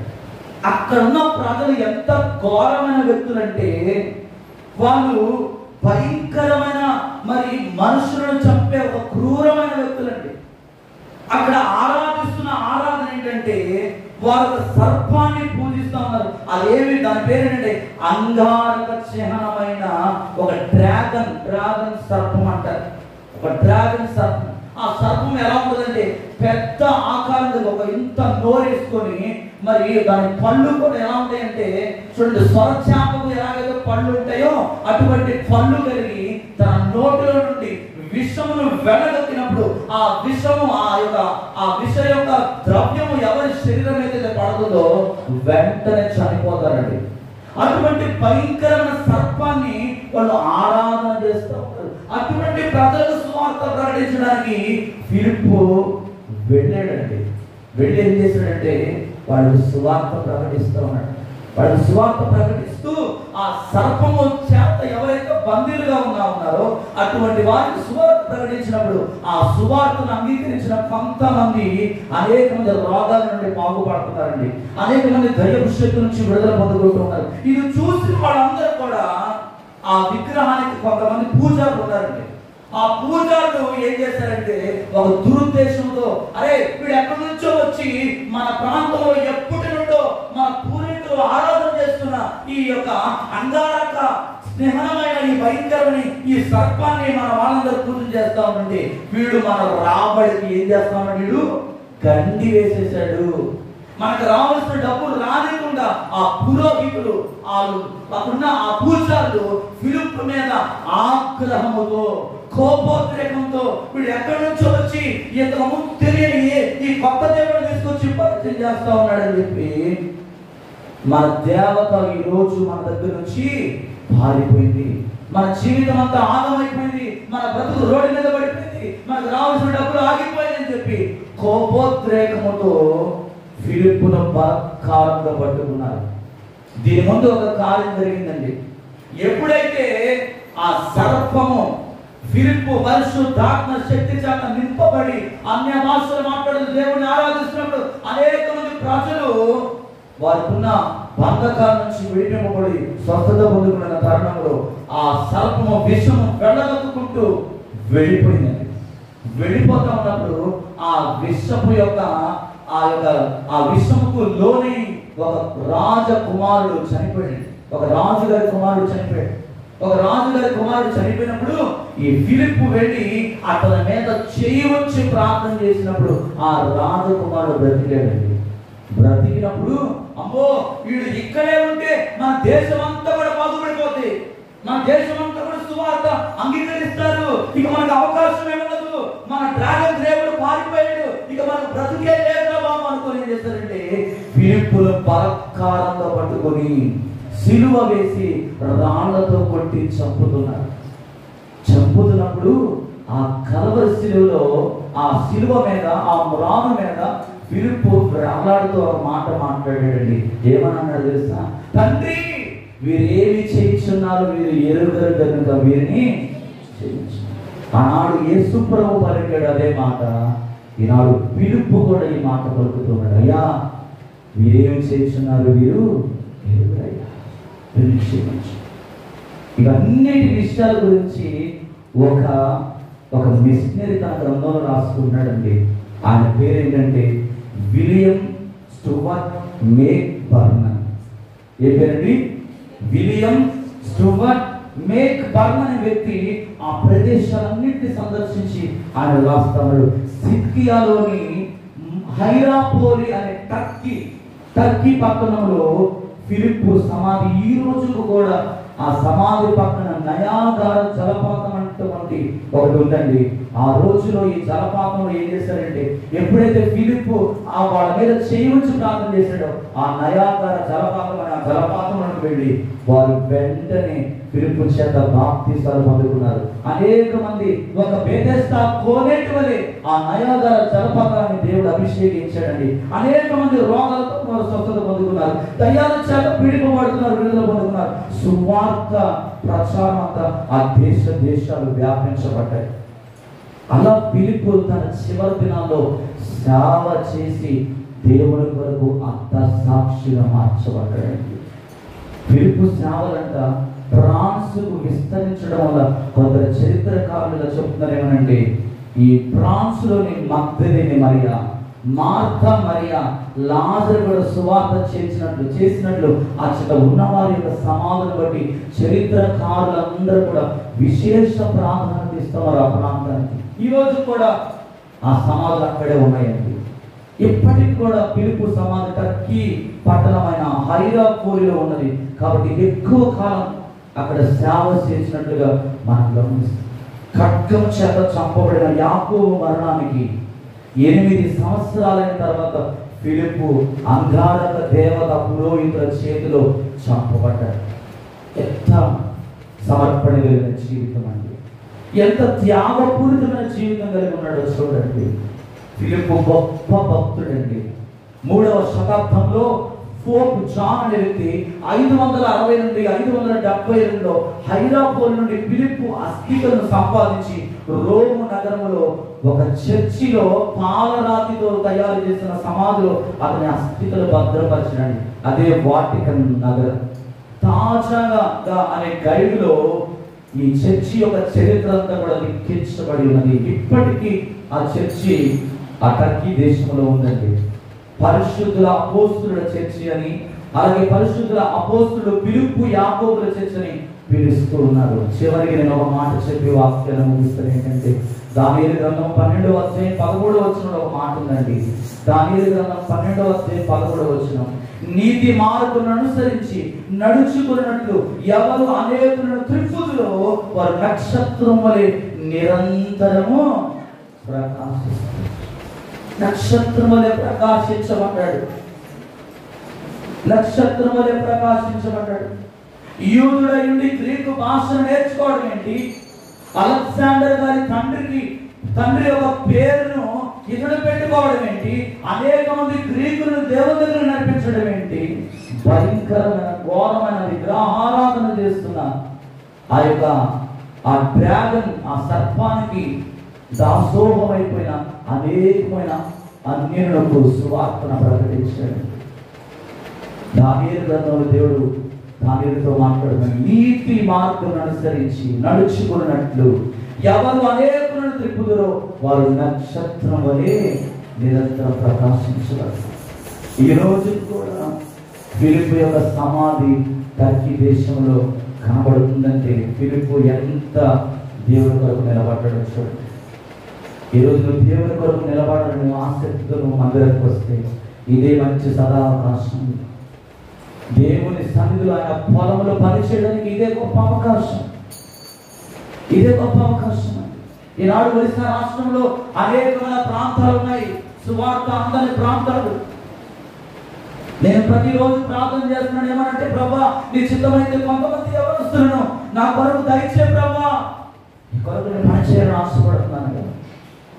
నేను మా జగ్గపేట వెళ్ళినప్పుడు ఒక సహోదరు నాతో చెప్తున్నాడు. ఏమనంటే, అన్నా నువ్వు చనిపోయినా పర్వాలేదన్నా, ఆ ఒరిస్సా రాష్ట్రంలో నువ్వు సేవ చేయాలి. నేను అడుగుతున్నాను ఈరోజు, నువ్వు సిద్ధమేనా? ఇక్కడున్న వాళ్ళు నేను అడుగుతున్నాను, మీరు అందరూ సిద్ధమేనా? పిలుపు దాకా ఒక తేజ నక్షత్రం వల్ల దేవుని కొరకు వాడబడాలని ఆశ కలిగినట్లయితే ఇదే అనుకూల సమయం, ఇదే అనుకూల సమయం. నువ్వేమి ఆలోచించలేదు. ఇంకా నేను అడిగిన ముందు ఒక సహోదరి సాక్ష్యం ఇస్తుందండి. సామకుల మీటింగ్ నేను వెళ్తే ఈ విషయం చెప్పి నేను ప్రార్థన చేస్తాను, ప్రార్థన నడిపిస్తాను. ఆ సహోదరి సాక్ష్యం ఇస్తుంది ఏమనంటే, తన భర్త చాలా మంచి ఉద్యోగం చేస్తా ఉన్నాడండి. సౌదీ అరేబియాలో దాదాపుగా ఒక 6-7 సంవత్సరాలు అక్కడ ఉద్యోగం చేసి లక్షల రూపాయలు సంపాదించాడు. డబ్బు ఎలా అంటే అలా విసిరేసేవాడట. అంత గొప్ప ధనవంతుడు, అంత మంచి ఉద్యోగం, చాలా మంచి ఉద్యోగం, చాలా చక్కగా జీవితం ముందుకు పెడతా ఉంది. అయితే కొన్ని రోజుల నుంచి దేవుడు అతనితో మాట్లాడుతున్నాడు. ఏమనంటే, సేవ చేయి, సేవ చేయి. అక్కడ ఒక బలహీనత, అతనికి ఏంటంటే ఆ బలహీనత క్యాన్సర్ అండి, గొంతు క్యాన్సర్. గొంతంతా కూడా ఆ క్యాన్సర్ యొక్క కణాలు పెరిగిపోయి గొంతు మూతపడిపోతుంది, స్వరపెట్టిగా తగ్గిపోతుంది, మాట్లాడలేకపోతాం. కానీ దేవుడు మాత్రం మాట్లాడుతున్నాడు ఏంటంటే, నా సేవ చేయి. అయ్యా, నాకు ఒక క్యాన్సర్ వ్యాధి ఉంది అయ్యా, నా స్వరం రోజు రోజు తగ్గిపోతుంది, నేను ఎలా ప్రకటిస్తాను? సువార్త అంటే ప్రకటించడమే కదా, సువార్త అంటే నోరు ఉండాలి కదా ప్రకటించడానికి. కానీ నా నోరు మూతవేయబడతా ఉంది, నేను ఎలా ప్రకటిస్తానయ్యా అని చెప్పి దేవుని సన్నిధిలో చాలా బాధపడుతూ దుఃఖపడుతూ ప్రార్థన చేస్తా ఉన్నాడు. అయితే సేమ్ దర్శనం తన భార్య కూడా వచ్చిందండి. ఆమె కూడా చక్కని మంచి ఉద్యోగం చేస్తాం, ఇద్దరు కూడా మంచి ఉద్యోగస్తులు. వాళ్ళకి ఒక పాప, ఒక బాబు, చాలా చక్కగా వెళ్తా ఉంది వాళ్ళ జీవితం. అయితే దేవుడు ఒక రోజు తన భర్త ఆపరేషన్ థియేటర్లోకి వెళ్ళబడ్డాడు. ఆ గొంతులో ఆ క్యాన్సర్ కణం ఏదైతే ఉందో అది నిట్టనిలుగా పెరగాల్సిన ఆ కణం ఏమైందంటే అడ్డంగా కూడా పెరిగిపోయింది. ఇలా రెండు వైపులు గల 3 త్రిభుజాకారంలో పెరిగింది. డాక్టర్లు అంటున్నారు కదా, అమ్మ నిలువుగా ఉన్న ఆ కండను మేము తీసివేయగలము, కానీ ఇది అడ్డదిడ్డంగా పెరిగింది. ఒకవేళ పూర్తిగా నీ భర్త స్వరము మోత వేయబడవచ్చు, పూర్తిగా మనం మోగబడిపోవచ్చేమో, ఆ స్వరపేటిని మేము తీసేయాలి, ఇంకా మా వల్ల కాదు అని చెప్పినప్పుడు ఆ భార్య డాక్టర్ల చేతులు పట్టుకున్నది. అయ్యా, దయచేసి నా భర్తను బాగు చేయని చెప్పలేదు. ఏమని చెప్తుందో తెలుసా? దేవుని కృప మీకు తోడుగా ఉంది, ఆయన కృపే నా భర్తను బాగు చేస్తుంది. నేను నమ్ముకున్న దేవుడు సర్వశక్తివంతుడు. ఎందుకనంటే అప్పటి వరకు ఆ భార్య భర్తలిద్దరు కూడా సేవకులకు సహకరిస్తూ ఉన్నారు. వారు సౌదీ దేశం నుండి బెంగళూరు ప్రాంతానికి వచ్చారండి. బెంగళూరు ప్రాంతంలో ఒక సేవకుడి కింద నుండి ఆ సేవకుడికి సహకారంగా ఉంటున్నారు. వారి గ్రామంలో ఇద్దరు భార్య భర్తల దశమ భాగం ఆ సంఘానికి ఇచ్చి పరిచయంలో ఎంతో సహకారంగా ఉంటున్నారు. అటువంటి ఆ పరిస్థితిని బట్టి దేవుడు ఆ నోటు నుంచి పాలిస్తున్నాడు. దేవుడు మీలో ఉండి ఈరోజు నా భర్తకి అద్భుతము చేయబోతున్నాడు. మీరు కాదు ఆపరేషన్ చేసేది, దేవుడే నా భర్తకు ఆపరేషన్ చేయబోతున్నాడు. ఆ డాక్టర్ గారు నవ్వి పైనుంచి కింద వరకు ఆమె చూసి ఆయన అంటున్నాడు కదా, నీవు నమ్ముకున్న దేవుడు గొప్పవాడు. వ్యక్తిగా చెప్పకూడదా? నీవు నమ్ముకున్న దేవుడు గొప్పవాడు. నీ నమ్మకము చొప్పున నీ భర్తకు దేవుడు స్వస్థత ఇవ్వబోతున్నాడు. ఎప్పుడైతే డాక్టర్ గారు ఆ మాట చెప్పి ఆపరేషన్ థియేటర్లోకి వెళ్ళారు, ఇక పూర్తిగా స్వరపేటకు తీసేయాలి అన్న డాక్టర్ ఇప్పుడు బయటకు వచ్చి అంటున్నాడు, మీ హస్బెండ్ ఆపరేషన్ సక్సెస్ అయింది. హల్లెలూయా. నీవు నమ్ముకున్న దేవుడు నీ ప్రార్థన విన్నాడు, ఆపరేషన్ సక్సెస్ అయింది. ఈ రోజు నేను చెప్తున్నానండి, ఆ భర్త తన భార్య ఒక రోజు తన భర్త దగ్గరికి అడుగుతా ఉంది, దేవుడు నిన్ను సేవ చేయమన్నాడు కదా, ఎందుకని సేవ చేయడానికి ఇన్ని రోజులు సంకోచించావు అని అంటే ఆ భర్త అంటున్నాడు, నేను నాకున్న ఉద్యోగాన్ని మానేసేసి సేవకు వెళితే ఆ సేవలో నీవు సహకరించకపోతే ఆ సేవ ఫలింపులోనికి రాదు. అందుకే దేవుడు నీతో స్వయంగా మాట్లాడేంత వరకు నేను సేవకు రాకూడదని నిశ్చయించుకున్నాను. ఈరోజు దేవుడు నీతో మాట్లాడాడు. హల్లెలూయా. ఈరోజు దేవుడు నీతో మాట్లాడాడు. పద అని చెప్పి ఏం చేశాడంటే, తెలిసిన ఒక 4-5 నెలల క్రితం ఆయనకున్న ఉద్యోగాన్ని విడిచిపెట్టి బరంపూర్ ప్రాంతానికి వచ్చారు. ఈరోజు దేవుని సేవకుడు ఎదుగుతూ సరయ్యా నేను ఎక్కడ సేవ చేయాలి? ఎందుకంటే బరంపూర్ చాలా పెద్ద ప్రాంతం. బహుశా మన లోకనాథ్ గారికి తెలుసు కదా, వారి ప్రాంతమే. ఒక చాలా పెద్ద ప్రాంతం అది. అక్కడ చాలా మంది సేవకులు ఉన్నారు. అయినా కూడా దేవుడు అంట దర్శనం చూపించాడు బరంపూర్ ప్రాంతానికి వెళ్ళమని. ఈరోజు బెంగళూరు ప్రాంతం నుండి వారి సామాన్లు తీసుకుని వట్టి చేతులతో బలంపూర్ ప్రాంతానికి వచ్చారు. దేవుని సేవకులు ఎంత సమర్పణ చూడండి. ఈరోజు దేవుని కొరకు నువ్వు నిలబడితే నీ రోగాన్ని దేవుడు స్వస్థత పొందుతాడు. నీ రోగాన్ని తీసివేస్తాడు ఆయన. నీకు ఏ సమస్య అయినా ఉండొచ్చు, ఏ దీర్ఘకాలం వ్యాధులతో బాధపడుతున్నా కూడా నీవు దేవుని మీద పూర్తిగా ఆధారపడగలిగితే, ఆగరు ఎలాగైతే అరణ్యంలో దేవుని వైపు చూచిందో అరణ్యంలో నీటి బుగ్గలను దేవుడు కలగజేశాడు. నీ జీవితంలో ఆశీర్వాదం ఇవ్వలేడా? నీ పరిస్థితులు మార్చలేడా? నీకున్న అప్పుల బాధ నుండి నేను విడిపించలేడా? నువ్వు అనుకుంటున్నావు ఎంతకాలం నేను కష్టపడింది ఈ అప్పులు కట్టాలి, ఎప్పుడు నేను సమృద్ధిని అనుభవించగలను అని నువ్వు బాధపడుతున్నావు నా ప్రియ సహోదరుడా, సహోదరి. ఈరోజు దేవుడు నీతో మాట్లాడుతున్నాడు. ఫిలిప్పు లాగా నువ్వు సమర్పణ చేసుకోవాలి. పరిస్థితులు ఎలా ఉన్నా కూడా దేవుని కొరకు నువ్వు నిలబడగలిగితే పరిస్థితులన్నింటినీ తారుమారు చేయబడు మన దేవుడు. హల్లెలూయా. కనుక ఈ ఉదయకాల సమయంలో నీతి మార్గమును అనుసరించి నడుచుకున్నట్లు ఎవరు అనేకులు త్రిప్పబడుతారో వారు నక్షత్రం వలె నిరంతరం ప్రకాశిస్తారు కనుక అటువంటి కృప ధన్యత దేవుడు అందరి జీవితాల్లో కలిగేసి రాబోయే దినాల్లో భయంకరమైన పరిస్థితులు రాబోతా ఉన్నాయండి. వాటన్నిటి విషయంలో మనం కలవరం చెందకుండా దేవుని కొరకు ఆయన పక్షాన్ని నిలబడతాం అని అంటున్నాడు. వెళ్ళగలిగితే వెళ్ళండి, వెళ్ళే వారిని పంపించి. నీవు సేవ చేసే ఆలోచన నీకుంటే సేవ చేయి, కానీ సేవ చేయలేని ఆలోచన నీకుంటే చేసేవారికి సహకారంగా ఉంది. ఈరోజు చాలా మంది పరిచయం అంటే నేను మనం చెప్పిన మూత వేసేస్తున్నాను, సాకులు చెప్తా ఉంటాను.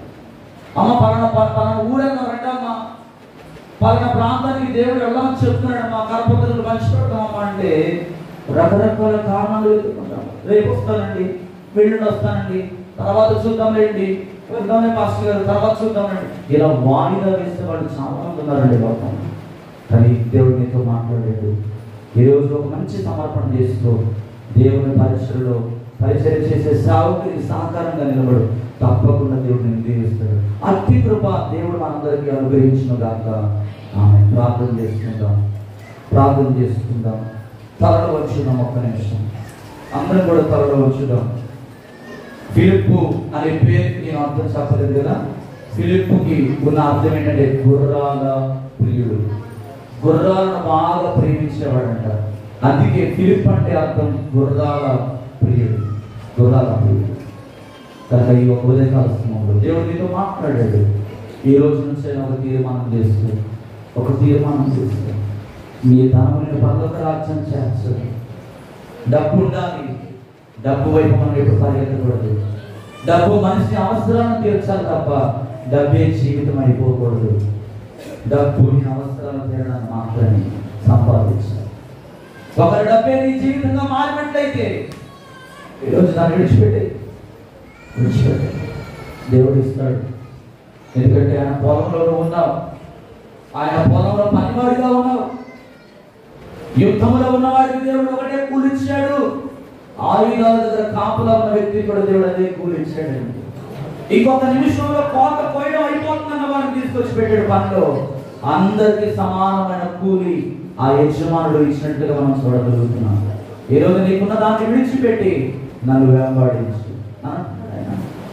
మిమ్మల్ని మనుషుని బట్టి జాగ్రత్తగా చేస్తాం. మనకున్న దాన్ని ఎప్పుడైతే దేవునికి ఇస్తామో దేవుడికి అత్యధికమైన ఆశీర్వాదం ఇస్తాడండి. కనుక ఒక సమర్పణ చేసుకున్నాం. ప్రభువా, ఈరోజు నేను ఉన్నానయ్యా, నేనున్నాను ప్రభువా, నీ కొరకు నేను నిలబడతానయ్యా, నీ కొరకు నేను వాడబడతానయ్యా. నశించిపోతున్న ఆత్మల పట్ల భారం నాకు పుట్టించు ప్రభు అని దేవుడితో ప్రార్థన చేసుకోండి. కోత విస్తారంగా ఉంది, పని వాళ్ళు కొద్దిగా ఉన్నారంటండి. కోత కోయటకు కోత యజమానుడు వేడుకొచ్చున్నాడు. ఈరోజు నువ్వు సిద్ధమేనా? ఒక్కసారి తీర్మానం చేసుకో. ఒక్కసారి ప్రభా ఫిలిప్పులాగా నేను కూడా పరిచయం చేస్తాను. తన నలుగురు బిడ్డల సైతం కూడా దేవుని పరిచయంలో వారు సాక్షులైపోయారు. వివాహాలు చేసుకోకుండా వారు ప్రవచించే పనిలో దేవుని కొరకు ముందున్నారు. ఈరోజు నీ కుమారుని ఇవ్వగలవా? నీ కుమార్తెను దేవుని పరిచయం ఇవ్వగలవా? దేవుని సువార్త పరిచయంలో చేయడానికి నీ బిడ్డను ప్రోత్సహిస్తున్నావా? సండే స్కూల్ పంపిస్తున్నావా నీ పిల్లల్ని? దేవుడి వాక్యాన్ని నేర్పిస్తున్నావా నీ పిల్లలకి?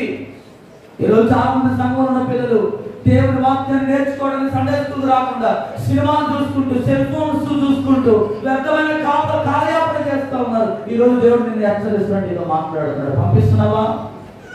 దేవుడికి ఇచ్చిన బహుమానం దేవుడి కొరకు సమర్పిస్తున్నావా? సమర్పించు. సేవ అన్నిటికంటే మించినది. సేవ ఈ దేశంలో, ఈ ప్రపంచంలో అన్ని ఉద్యోగాల కంటే గొప్పది. సేవకు రిటైర్మెంట్ లేదు. ఈ భూలోకంలో చేసే ప్రతి ఉద్యోగానికి రిటైర్మెంట్ ఉంది, కానీ రిటైర్మెంట్ లేని సేవ, రిటైర్మెంట్ లేని ఉద్యోగం ఏదైతే ఉందో అది సేవ అండి. అది పరిచర్య, అది గొప్పది. అది నేను పరలోకానికి తీసుకువెళ్తుంది. పరలోక రాజ్యంలో గొప్ప గొప్ప ఆశీర్వాదాన్ని దేవుడు నీ కొరకు ఉంచాడు. గొప్ప ఒక దీవెనకరమైన సింహాసనం నీ కొరకు ఎదురు చూస్తా ఉంది. పరిచర్య అన్నిటికంటే గొప్పది. ఈరోజు పరిచర్య చేయడానికి పూనుకో. Thank you Jesus. ఎందుకో నన్నింతగా నీవు ప్రేమించితివో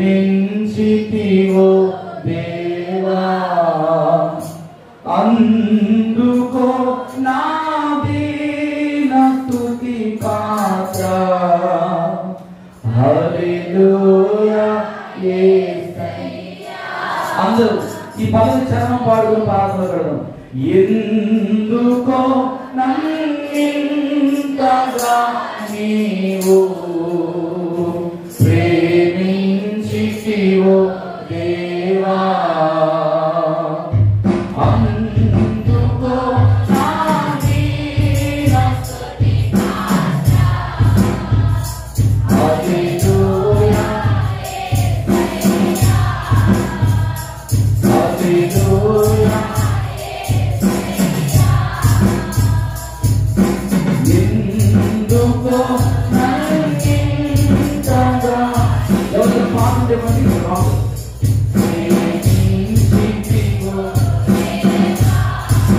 అందుకో అందుకో నా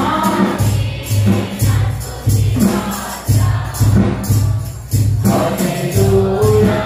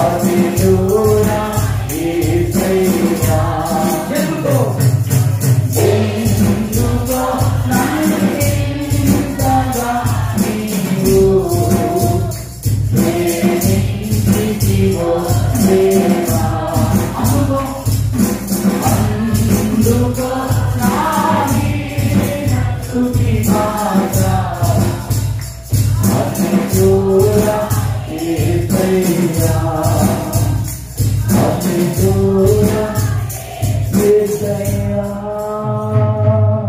ప్రార్థన చేద్దాం. విత్తబడిన వాక్యం మనందరి హృదయాల్లో దేవుడు నీరు కట్టి ఫలింపులోకి తీసుకొచ్చినట్లుగా ఎప్పటి నుండైనా దేవుని పరిచర్యలో నా వంతు నేను సహకారాన్ని అందిస్తానయ్యా. ఒక పిలుపు వలె, పిలుపు కుమార్తె వలె దేవుని కొరకు నేను సాక్షిగా మారుతానని నిర్ణయించుకున్నట్లయితే ఈరోజు దేవుడు మనందరిని దర్శించబోతున్నాడు కనుక అతి కృప దేవుడు అందరికీ అనుగ్రహించిన నిమిత్తమై మన మధ్యలో రామకృష్ణ గారు ప్రాంతం నడిపిస్తారు. వీరితో వాకింగ్ కొరకు రామకృష్ణ గారు ప్రార్థన చేసుకుంటున్నారు. అందరం కూడా ప్రాంతంలో ఏకీభవిస్తున్నాం. ఒక తీర్మానం చేసుకుందాం. ఈరోజు ప్రార్థన నడిపిస్తారు రామకృష్ణ గారు. మాస్టర్ చేయండి.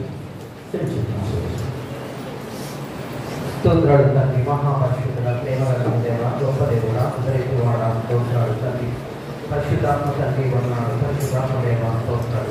పోయిన గత వారం నుంచి వారం వరకు చల్లని స్థితిలో మమ్మల్ని మా సంఘాన్ని సాక్షి కాపాడి గొప్ప దేవుడ స్తోత్రాలు తండ్రి. మేము ఎక్కించడం మేము తీసుకోగలమయ్యా స్తోత్రాలు తండ్రి. మేము ఈ విధంగా ఉన్నామంటే మీ కృపైన స్తోత్రాలు తండ్రి. ఉదయకాల సమయంలో వారిని పట్టణంలో ఉన్నారయ్యా స్తోత్రాలు తండ్రి. పరిశుద్ధాత్మ దేవ ఇగో తండ్రి హల్లెలూయా స్తోత్రాలు తండ్రి. దైవజనులను మరుగుపరచు తండ్రి.